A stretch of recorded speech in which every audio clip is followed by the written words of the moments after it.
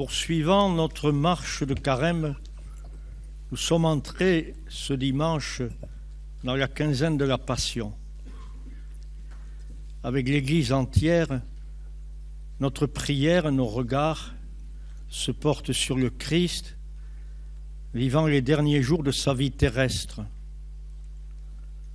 Jour d'amitié et de dialogue intime avec ses disciples, jours exposés pendant lesquels les pensées secrètes des cœurs vont être révélées, la versatilité d'une foule malléable à souhait, la hargne sans scrupule de la plupart des responsables accrochés à leur pouvoir, la peur et la lâcheté de ses disciples renforcés par leur incompréhension du mystère pascal, la fidélité de Marie et des saintes femmes et de Jean, le disciple bien-aimé. Et Jésus avance, uni sans faille à son Père et consentant au projet de salut des hommes, par l'enfouissement d'une puissance d'amour, de vie et de pardon qui va triompher de toute peur, de toute haine, de tout désespoir et même de la mort.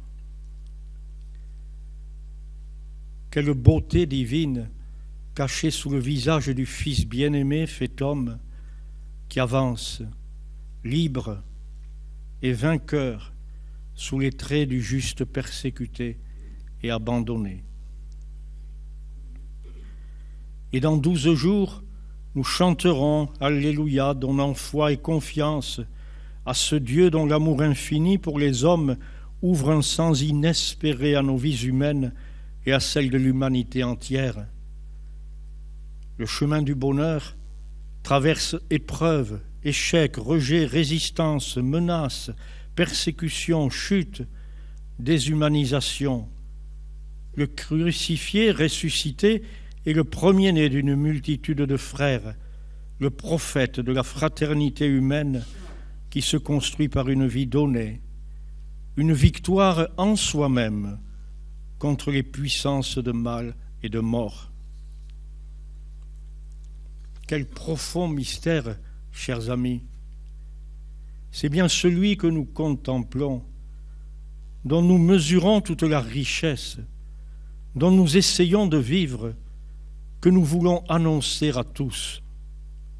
Comme le Christ, nous venons de Dieu et nous allons vers lui. Et nous nous réjouissons de voir à l'œuvre aujourd'hui la puissance du ressuscité dans le cœur de ceux et celles qui découvrent son amour, sa patience, sa persévérance, son pardon. Avec plus de 3600 catéchumènes dans la nuit de Pâques, nous proclamerons « Christ est ressuscité ». Il te baptise, il répand sur toi son Esprit Saint, il se donne à toi comme nourriture d'amitié et d'espérance pour ta marche ici-bas. Il est le chemin, la vérité et la vie. Vivez en enfant de lumière. Quelle joie d'être témoin de l'œuvre de l'Esprit qui vient constituer en frères et sœurs des hommes et des femmes dont la vie ne laissait pas percevoir qu'il en serait ainsi, tant sont divers leurs âges, leurs origines sociales et culturelles, leur chemin parcouru. Quel beau message de fraternité humaine universelle. Cette joie ne nous fait pas oublier le nombre trop grand d'hommes et de femmes qui, partout dans le monde, ont une vie trop dure, trop injuste, trop inhumaine, victimes d'inégalités profondes dans toutes les sociétés, victimes de guerres de toutes sortes, victimes de trahison, de calomnie, de rejet, de violences indicibles. Que de souffrances!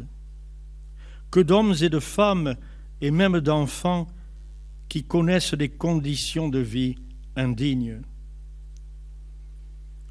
Comment ne pas avoir ce matin une pensée pour nos frères chrétiens qui célébreront ces jours de la Passion dans la conscience de vivre eux aussi un chemin de croix qui n'en finit pas.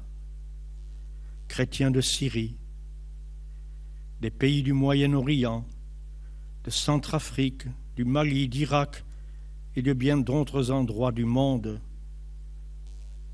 Comment ne pas penser à ce que vivent les Ukrainiens?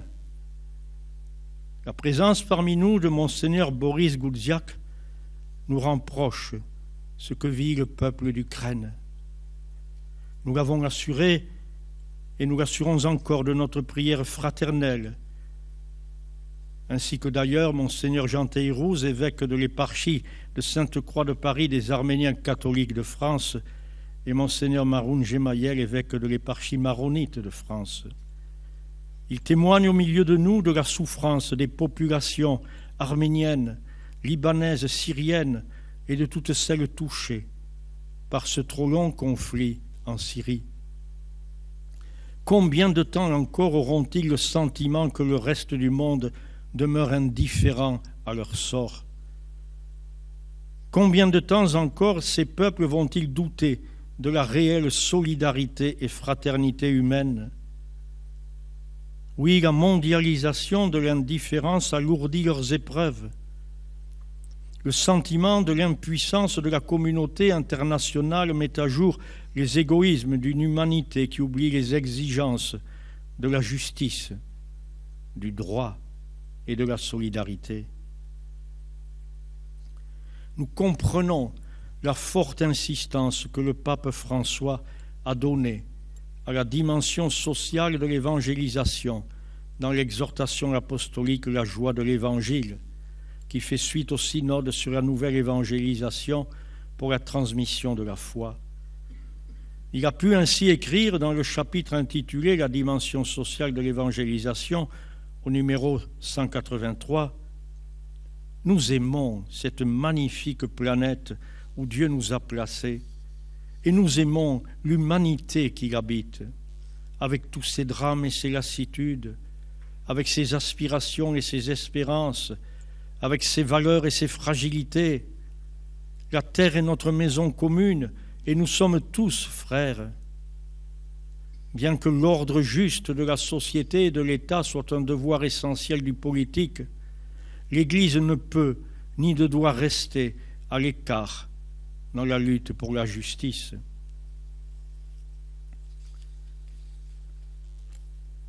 Nous sortons en France d'une période d'élections municipales avant d'entrer dans celle des élections européennes. Les premières, les élections municipales, reflètent la perception de l'état de la société par le plus grand nombre, d'autant plus que la commune est le lieu des solidarités de proximité où se joue le vivre ensemble et la recherche du bien commun. On peut se réjouir du grand nombre de candidats qui se sont proposés au suffrage de leurs concitoyens. 1 sur 50 Français a-t-on pu lire. Beaucoup ont désiré s'investir dans la marche de leur commune et ont eu soif de prendre des responsabilités. Toutefois, le nombre important d'abstentionnistes ne peut pas nous faire oublier la lassitude, le désarroi, la peur de l'avenir d'un très grand nombre de nos concitoyens. Il faudra du temps, de la générosité, de la probité de vie, du sens du bien commun pour que beaucoup retrouvent confiance et espoir. On peut penser à ceux qui sont en attente des biens essentiels, logement, travail, éducation, santé, statut légal, bien plus que des changements sociétaux qu'on a voulu imposer au risque de diviser encore la société. Nous voulons encourager les nouveaux élus à mettre au centre de leurs préoccupations les personnes les plus fragiles et vulnérables, afin de contribuer à bâtir une société plus humaine et plus fraternelle. Nous voulons les inviter au choix d'une vie exemplaire qui redonne confiance en la classe politique, fragilisés par la complexité des défis à relever et par des comportements individuels décevants et irresponsables. Les élections européennes se profilent à l'horizon. J'ai eu l'occasion de m'exprimer à ce sujet lors de l'Assemblée de novembre. Les instances européennes de l'Église l'ont fait tout récemment. Les événements d'Ukraine viennent mettre à jour les espoirs que donne l'Europe dans sa réalité politique à la plus grande partie de cette nation, et aussi la fragilité et la lenteur de ses institutions, aggravées par les crises économiques que nous traversons. À une époque où la mondialisation est devenue une réalité, on ne peut se replier sur des intérêts ou des recherches identitaires strictement nationales. L'avenir et l'espoir ne sont pas de ce côté, mais bien dans la capacité des pays européens à relever ensemble les défis qui s'offrent à eux par un chemin de dialogue, de concertation, d'accord, pour échapper aux violences multiformes dont la guerre est le symbole le plus fort. Et cela, bien sûr, sans que nul ne soit obligé de perdre sa conscience d'être citoyen de tel ou tel pays. Nous encourageons encore une fois nos concitoyens à montrer par leur vote leur confiance en cette Europe de la paix et de la solidarité, en cette année où nous allons entrer dans le souvenir douloureux de la Première Guerre mondiale qui a marqué si cruellement notre continent européen, l'histoire de nos familles et celle de notre pays.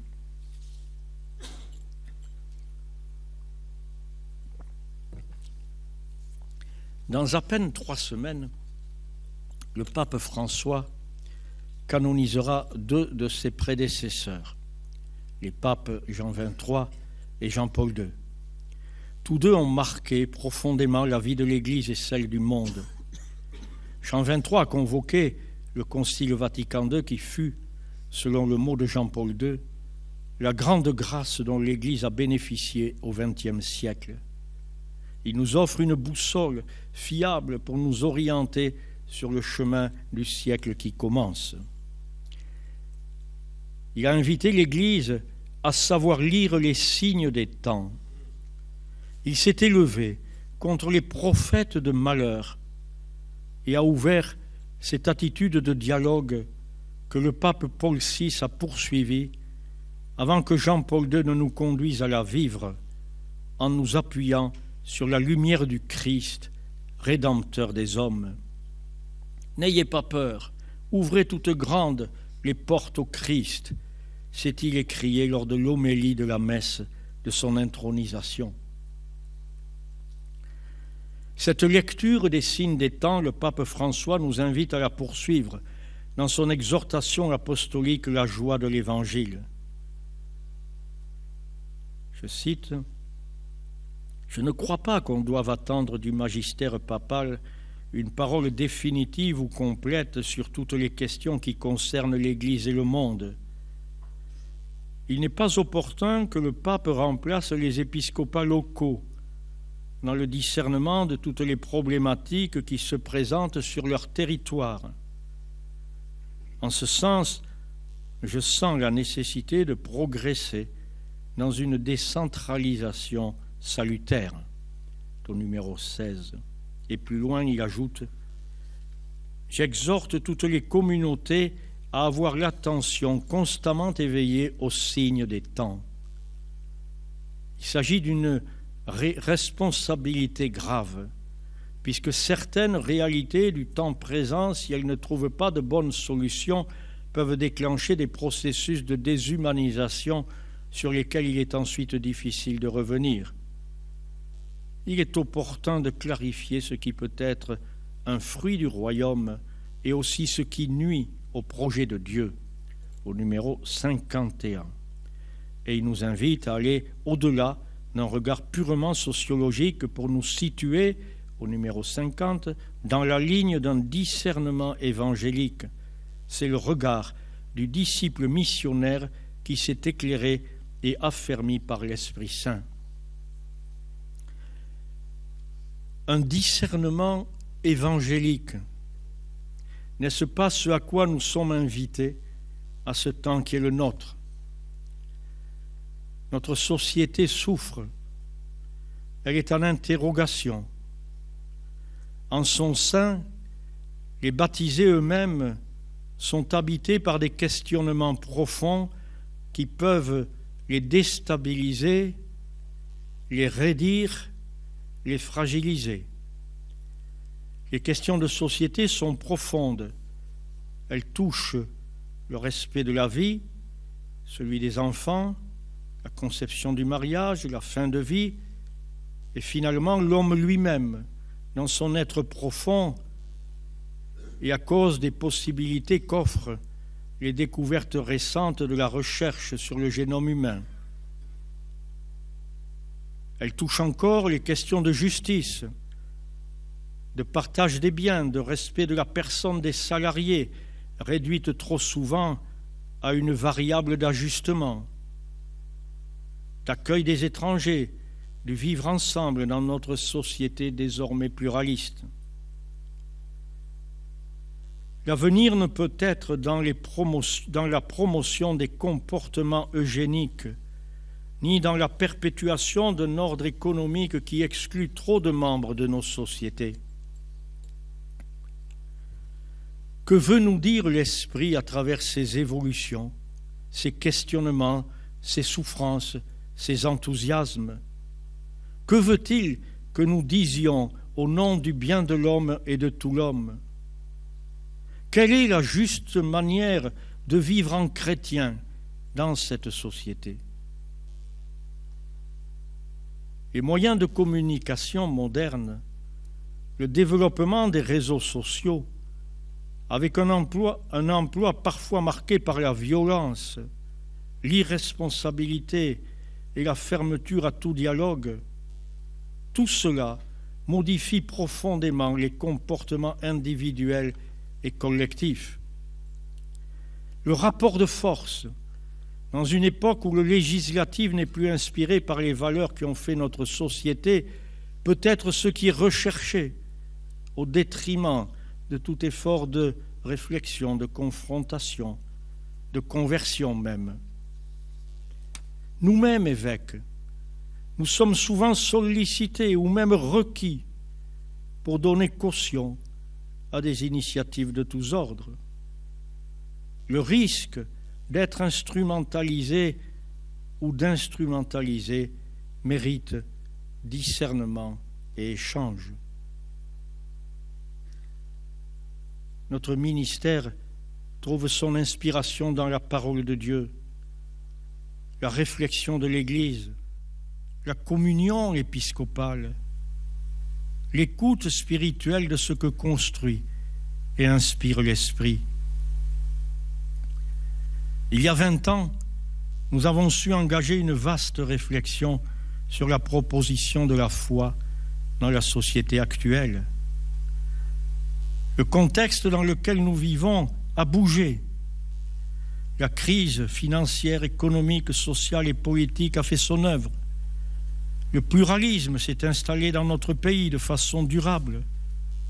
Les évolutions sociétales déstabilisent et divisent. Les progrès des connaissances sur l'homme, si elles ouvrent la perspective de progrès thérapeutiques, ne ferment pas la porte à des usages inhumains, irrespectueux de la dignité de l'homme. Beaucoup se tournent vers l'Église, conduits par l'Esprit de Dieu pour vivre une expérience spirituelle et trouver une lumière pour avancer dans l'espérance et la fraternité.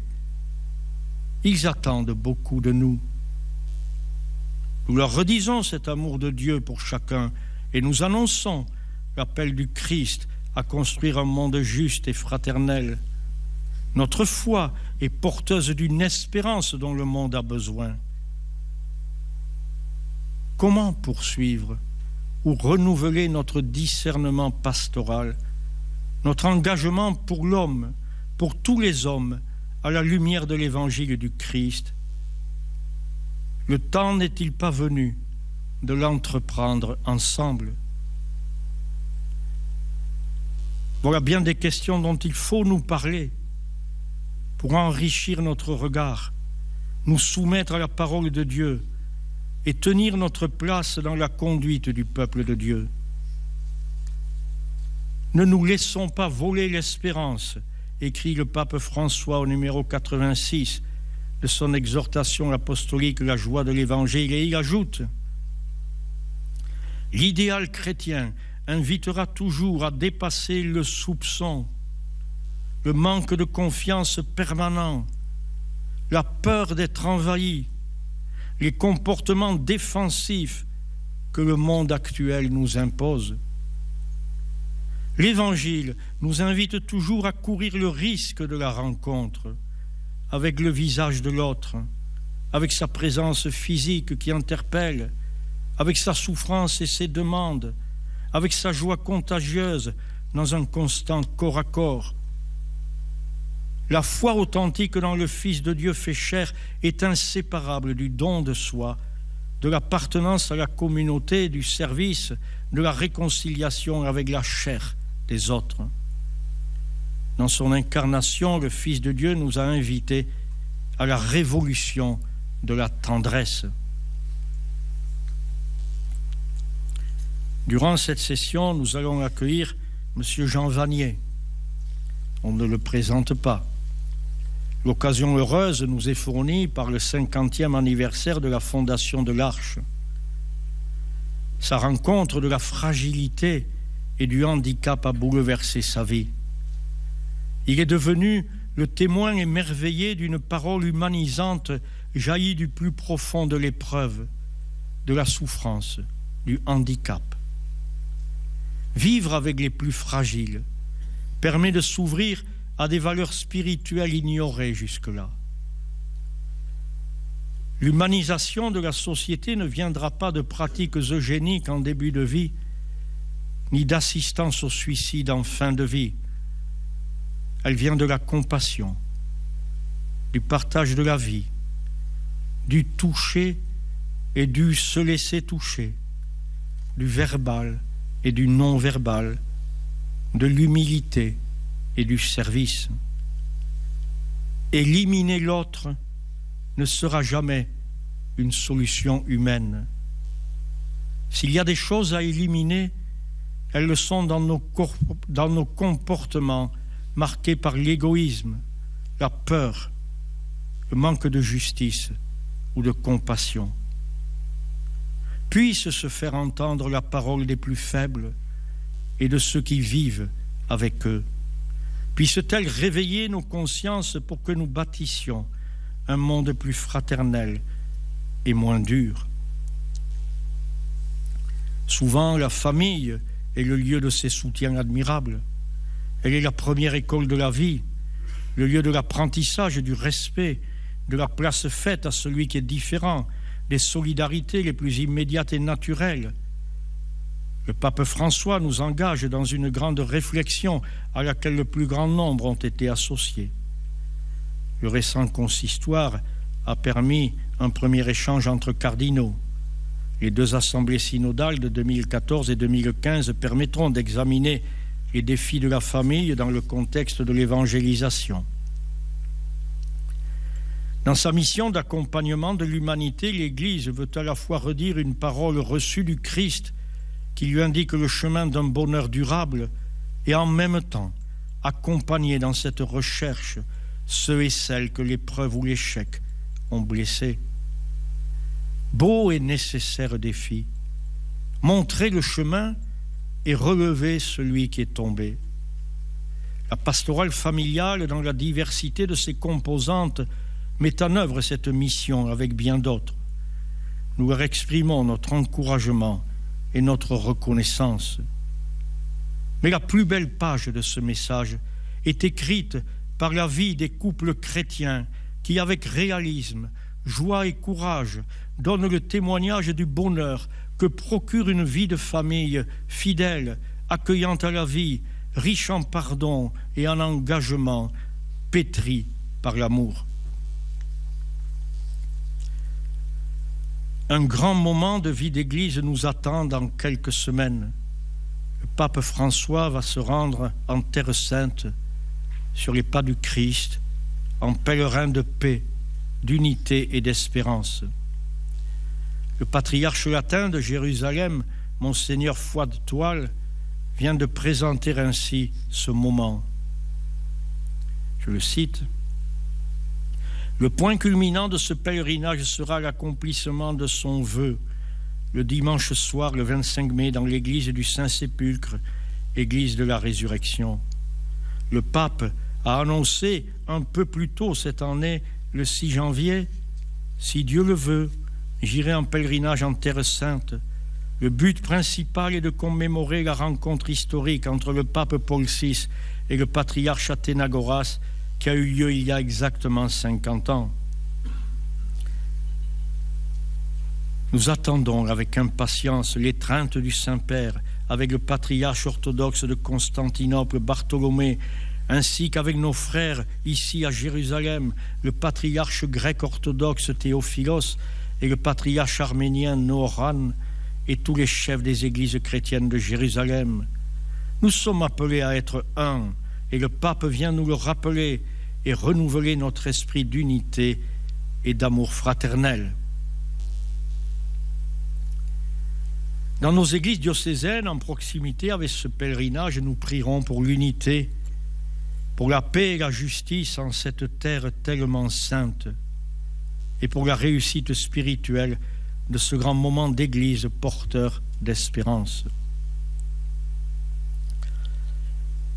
Permettez-moi d'emprunter à notre pape François ces mots de conclusion. Au terme de son exhortation apostolique, la joie de l'Évangile, le Saint-Père nous présente Marie comme étoile de la nouvelle évangélisation, et il écrit au numéro 288. Il y a un style marial dans l'activité évangélisatrice de l'Église, car chaque fois que nous regardons Marie, nous voulons croire en la force révolutionnaire de la tendresse et de l'affection. En elle, nous voyons que l'humilité et la tendresse ne sont pas les vertus des faibles, mais des forts, qui n'ont pas besoin de maltraiter les autres pour se sentir importants. En la regardant, nous découvrons que celle qui louait Dieu parce qu'il a renversé les puissants de leur trône et a renvoyé les riches les mains vides est la même qui nous donne de la chaleur maternelle dans notre quête de justice. C'est aussi elle qui conservait avec soi toutes ces choses, les méditant dans son cœur. Puisse-t-elle accompagner nos travaux de séjour en ce lieu où elle a regardé la petite Bernadette comme on regarde une personne. Je vous remercie de votre attention.